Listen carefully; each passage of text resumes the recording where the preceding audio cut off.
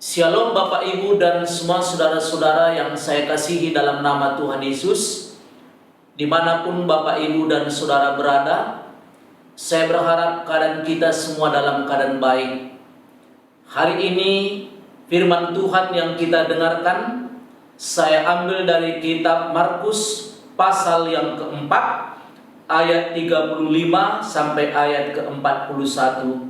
Demikianlah firman Tuhan. Pada hari itu, waktu hari sudah petang, Yesus berkata kepada mereka, "Marilah kita bertolak ke seberang." Mereka meninggalkan orang banyak itu, lalu bertolak dan membawa Yesus beserta dengan mereka dalam perahu di mana Yesus telah duduk, dan perahu-perahu lain juga menyertai Dia. Lalu mengamuklah taufan yang sangat dahsyat, dan ombak menyembur masuk ke dalam perahu, sehingga perahu itu mulai penuh dengan air. Pada waktu itu Yesus sedang tidur di buritan di sebuah tilam. Maka murid-muridnya membangunkan Dia dan berkata kepadanya, "Guru, Engkau tidak peduli kalau kita binasa?" Ia pun bangun, menghardik angin itu, dan berkata kepada danau itu, "Diam, tenanglah." Lalu angin itu reda dan danau itu menjadi teduh sekali. Lalu ia berkata kepada mereka, "Mengapa kamu begitu takut? Mengapa kamu tidak percaya?" Mereka menjadi sangat takut dan berkata seorang kepada yang lain, "Siapa gerangan orang ini sehingga angin dan danau pun taat kepadanya?" Sebelum kita melanjutkan firman Tuhan ini, mari kita berdoa sekali lagi. Bapa kami Yesus, yang kami sembah sungguh-sungguh dengan hati nurani yang murni, saat ini Tuhan, kami mau merenungkan firman Tuhan ini. Biarlah Tuhan sungguh-sungguh berbicara kepada kami tanpa terkecuali. Baik hamba-Mu yang menyampaikan firman ini, demikian juga Bapak Ibu dan semua saudara-saudaraku, dimanapun mereka berada, biarlah mereka semua diberkati. Di dalam nama Yesus Tuhan kami berdoa dan mengucap syukur. Amin. Saudara-saudaraku yang saya kasihi dalam nama Tuhan Yesus, di dalam ayat-ayat yang kita baca sebelumnya, dimulai dengan keterangan waktu, di mana pada waktu itu dijelaskan waktu hari sudah petang.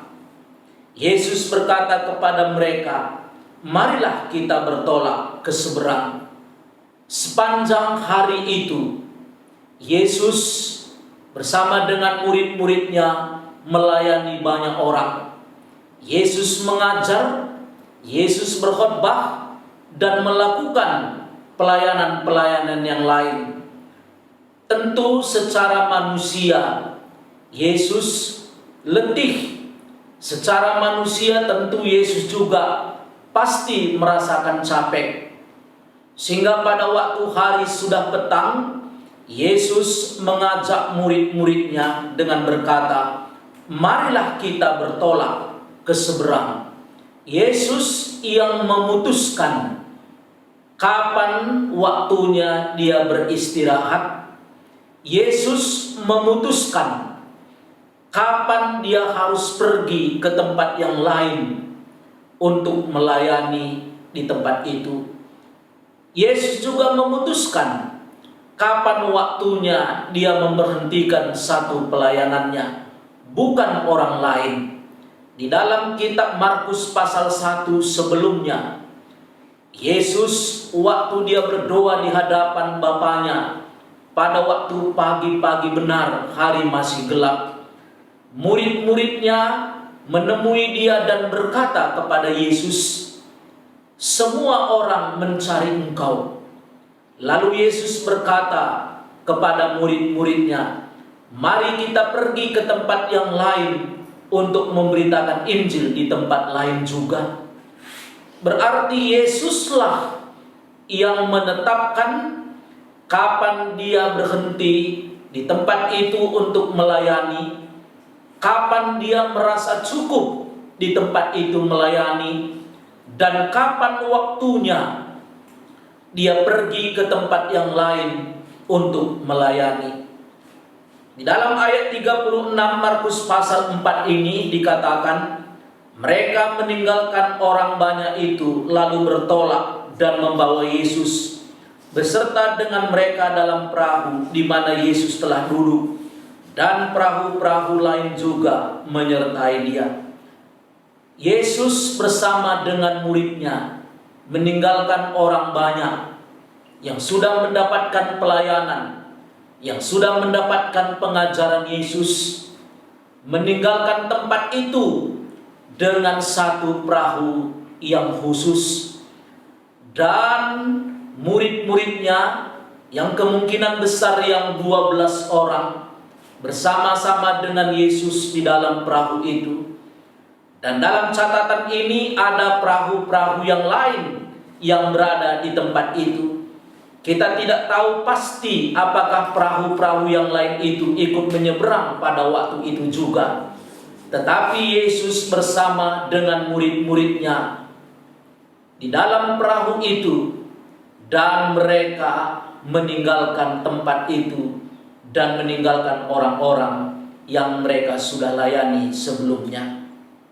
Dilanjutkan di dalam ayat 37, lalu mengamuklah taufan yang sangat dahsyat, dan ombak menyembur masuk ke dalam perahu, sehingga perahu itu mulai penuh dengan air. Tetapi pada waktu itu ada kejadian yang dahsyat. Di dalam istilah ayat 37 ini, mengamuklah taufan yang sangat dahsyat, dan ombak menyembur masuk ke dalam perahu, sehingga perahu itu mulai penuh dengan air. Saudara-saudara, dari antara 12 murid Yesus, yang kita tahu pasti 4 orang di antaranya adalah bekas nelayan.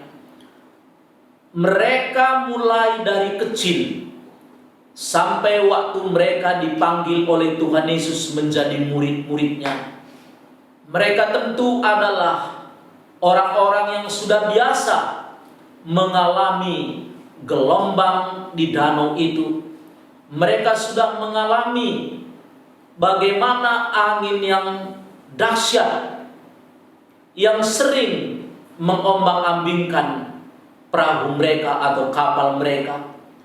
Tetapi di dalam ayat ini dikatakan, sekali ini anginnya terlalu dahsyat, gelombangnya terlalu besar.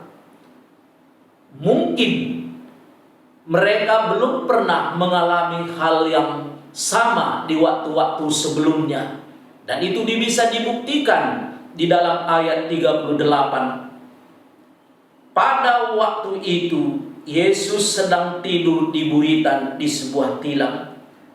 Maka murid-muridnya membangunkan dia dan berkata kepadanya, "Guru, engkau tidak peduli kalau kita binasa?" Kita pasti yakin, saudara-saudara, para murid ini paling sedikit Petrus, Yohanes, Yakobus yang bekas nelayan pasti sudah berusaha untuk menguasai perahu mereka. Pasti mereka dengan pengalaman puluhan tahun berusaha supaya kapal atau perahu mereka bisa stabil di tengah-tengah ombak yang besar itu. Tetapi sekali ini taufan atau ombak atau angin itu lain dari yang lain. Pengalaman mereka, usaha mereka, pengetahuan mereka, kemampuan mereka yang mereka alami saat ini tidak bisa lagi menolong mereka. Tentu ada waktunya kita pun sama dengan para murid ini. Mungkin ada kalanya ketika ada badai kehidupan yang menerjang kehidupan kita, Apakah penyakit atau kesulitan-kesulitan yang lain atau penderitaan-penderitaan? Mungkin kita secara manusia kita sudah berusaha untuk mengatasinya. Kalau kita sakit, kita mungkin sudah bawa ke dokter yang terbaik, ke rumah sakit yang terbaik. Tetapi ada waktunya semua kemampuan kita, semua pengetahuan kita, semua pengalaman kita, bahkan semua yang kita miliki tidak mampu lagi untuk menolong kita.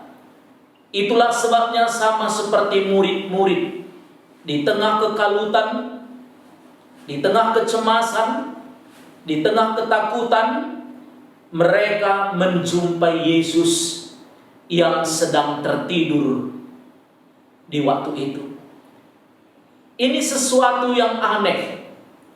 Di tengah-tengah gelombang yang sangat dahsyat, di tengah-tengah badai yang menghantam kapal mereka, Alkitab berkata bahwa Yesus itu tertidur.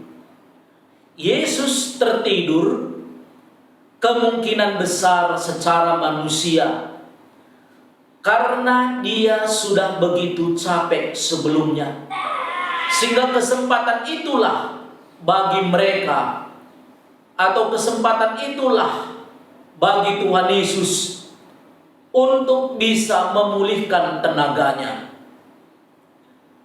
Atau yang kedua, Yesus sengaja membiarkan hal itu terjadi untuk menguji murid-muridnya, sejauh mana murid-muridnya itu bergantung kepadanya. Saya tidak tahu pasti, atau mungkin kedua-duanya. Apakah memang murid-muridnya ini dalam situasi yang sulit pun, murid-muridnya ini bergantung kepada Tuhan Yesus? Atau ada kemungkinan yang lain, dengan peristiwa gelombang yang dahsyat ini, Tuhan Yesus sedang memuridkan lebih mendalam lagi murid-muridnya ini, supaya murid-muridnya ini semakin mengenal bahwa Yesus itu bukan hanya berkuasa atas penyakit, bukan hanya berkuasa atas setan-setan, bukan hanya berkuasa atas pergumulan manusia, tapi mau menjelaskan kepada murid-murid bahwa Yesus itu berkuasa atas alam semesta. Nampak sekali perbedaan antara Tuhan Yesus dan murid-muridnya. Murid-muridnya menghadapi gelombang yang dahsyat, angin yang kencang. Walaupun mereka punya pengalaman bertahun-tahun di Danau Galilea ini, tetapi ketakutan mereka begitu mendalam, karena mereka sendiri tidak bisa mengatasi dengan pengalaman dan kecakapan mereka. Tapi di sisi yang lain, Tuhan Yesus bisa tertidur di atas perahu di tengah-tengah ancaman gelombang yang begitu dahsyat. Yesus bisa tenang, Yesus bisa tertidur, tetapi murid-muridnya ketakutan. Itulah sebabnya murid-murid dengan terburu-buru menjumpai, membangunkan gurunya. Tetapi bahasa murid-murid di sini mungkin karena pengaruh ketakutannya sudah seperti menghakimi Tuhan Yesus. Mari kita perhatikan bagaimana perkataan murid-muridnya. Guru, engkau tidak peduli kalau kita binasa? Ada dua kesalahan murid-murid dari kalimat ini. Yang pertama, murid-murid sudah menghakimi Tuhan Yesus, seolah-olah Tuhan Yesus tidak peduli kepada mereka. Penghakiman yang kedua dikatakan bahwa seolah-olah mereka sudah pasti binasa. Saudara, hari ini di tengah-tengah kesulitan kita, di tengah-tengah penderitaan kita, di tengah-tengah ancaman yang mengancam hidup kita, jangan-jangan kita pun seperti para murid ini. Ada pikiran kita seolah-olah Tuhan Yesus tidak peduli kepada kita. Apakah memang mungkin Tuhan Yesus tidak peduli? Dirinya pun Dia rela korbankan untuk kita, apalagi yang lain. Saudara-saudaraku yang saya kasih dalam nama Tuhan Yesus, yang sudah terpenting pun diberikannya untuk kita, nyawanya pun sudah diberikannya untuk kita. Siapakah diri kita sehingga rela Tuhan Yesus mati di kayu salib untuk kita? Bagaimana mungkin ada pikiran dari kita orang percaya ini seolah-olah Tuhan Yesus tidak peduli? Mungkin Bapak Ibu, saudara-saudara dan saya pernah berpikir dalam kesulitan-kesulitan yang kita hadapi, masih pedulikah Tuhan Yesus itu kepada saya? Kalau pikiran-pikiran seperti itu mungkin pernah di benak di hati kita, Tuhan Yesus pun pernah mengalami, diucapkan sendiri oleh murid-muridnya seolah-olah Dia tidak peduli. Murid-murid yang sudah sekian lama bersama dengan Tuhan, mengikut Tuhan, tapi masih ada ucapan, "Guru, Engkau tidak peduli kalau kita binasa." Hari ini saya katakan di dalam nama Tuhan Yesus, Allah sangat peduli kepada kita.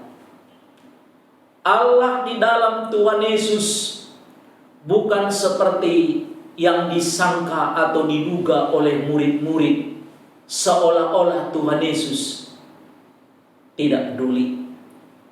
Dunia sekarang ini, pada waktu yang sangat sulit ini, tergoncang karena virus corona ini.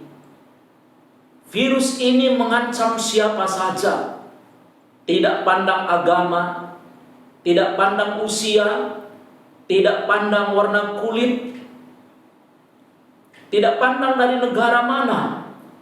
Virus ini mengancam dengan kecepatan yang luar biasa.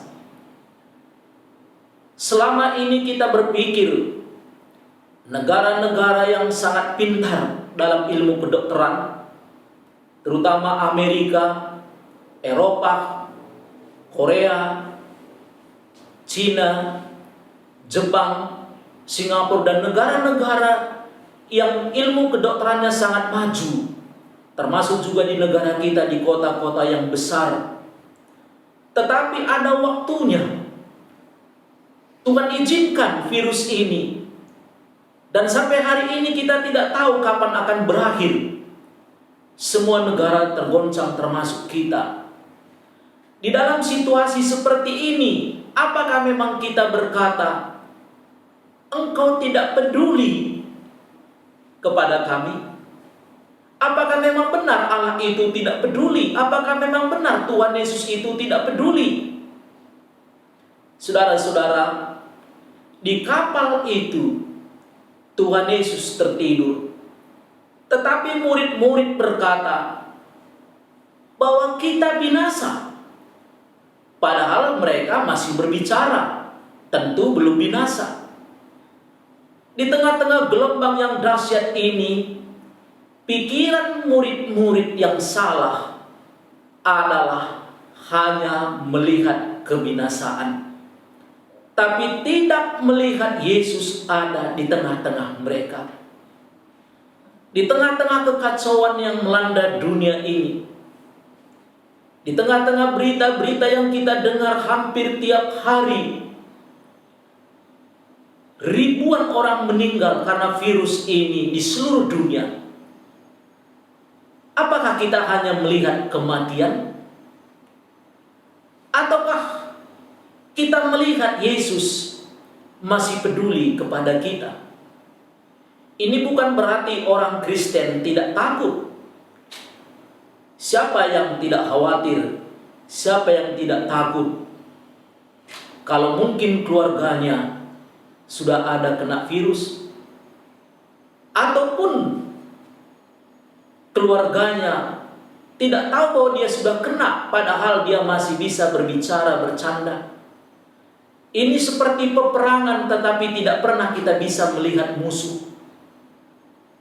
Secara manusia, kita tentu harus berusaha untuk mengikuti instruksi-instruksi yang sudah ditetapkan oleh pemerintah kita.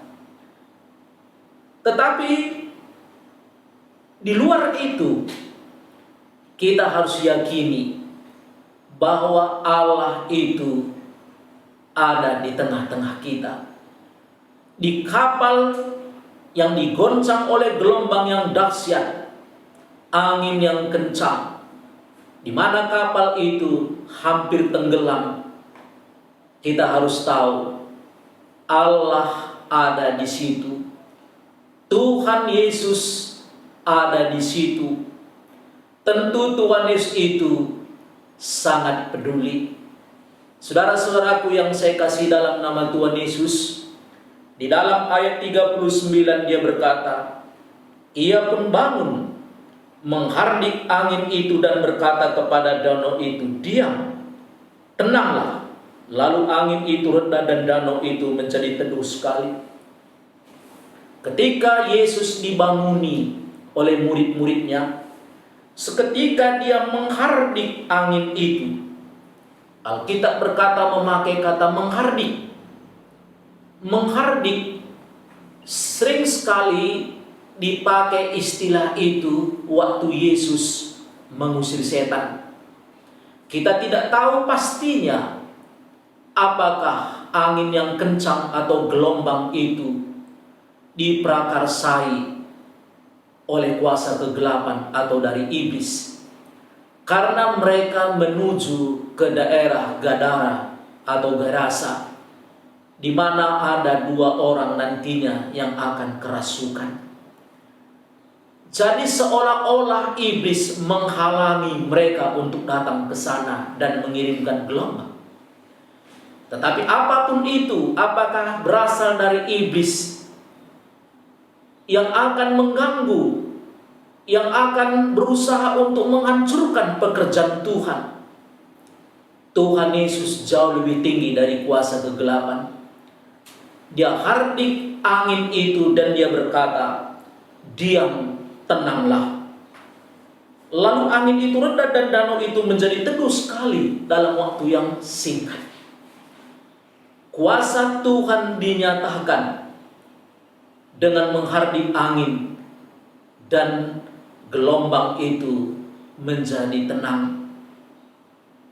Laut atau danau yang tadinya mempunyai gelombang yang tinggi, sekarang menjadi tenang karena taat kepada perkataan Yesus.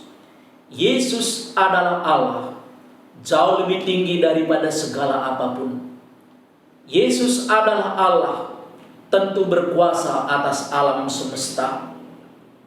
Tetapi hari ini dari firman Tuhan tentu kita perlu belajar. Sama seperti Yesus mau mengajar murid-muridnya untuk murid-murid ini bisa bertambah maju imannya. Lalu ia melanjutkan dan berkata kepada mereka, mengapa kamu begitu takut? Mengapa kamu tidak percaya?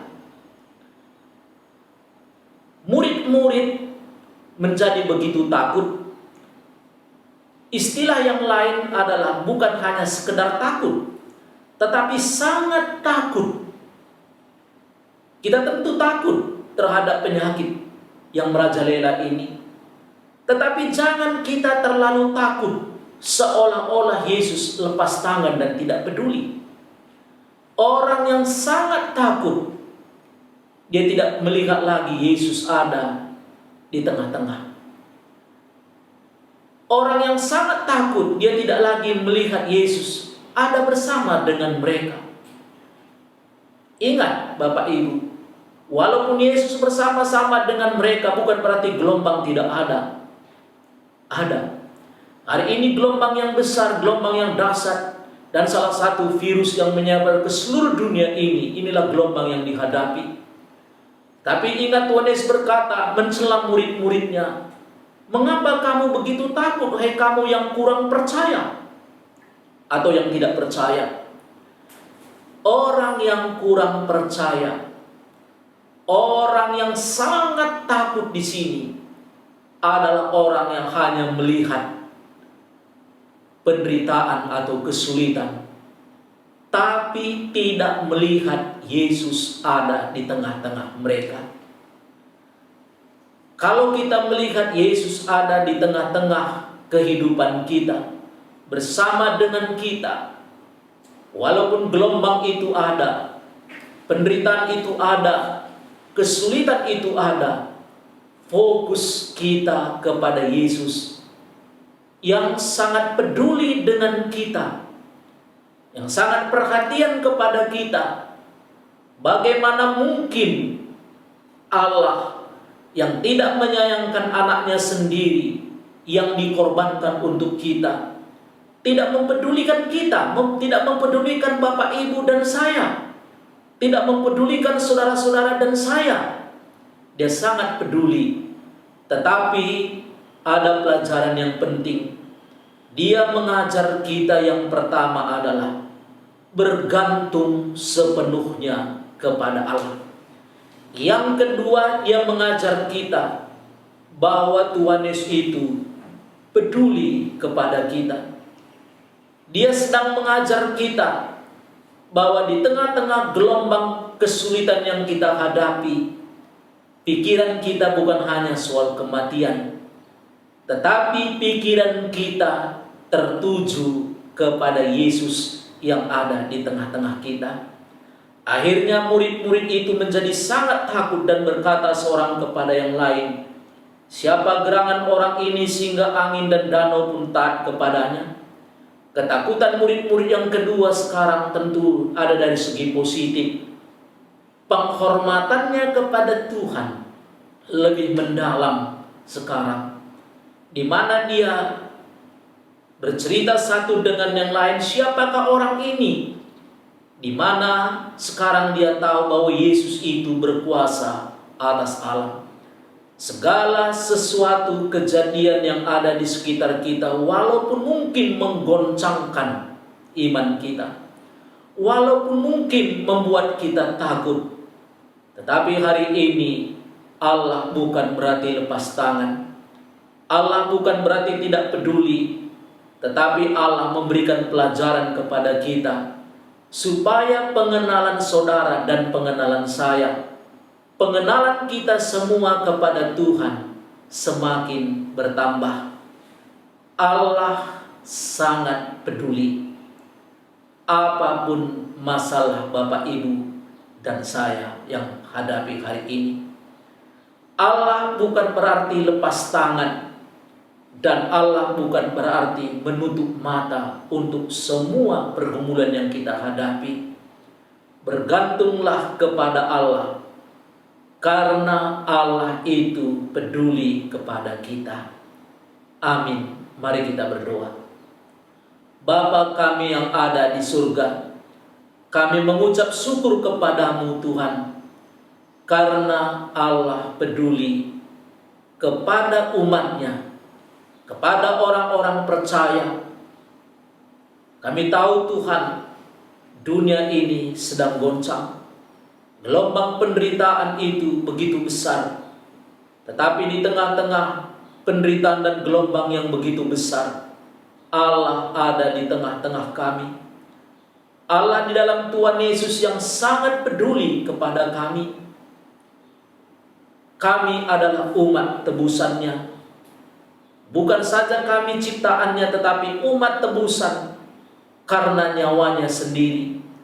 Bagaimana mungkin Allah itu tidak peduli kepada kami?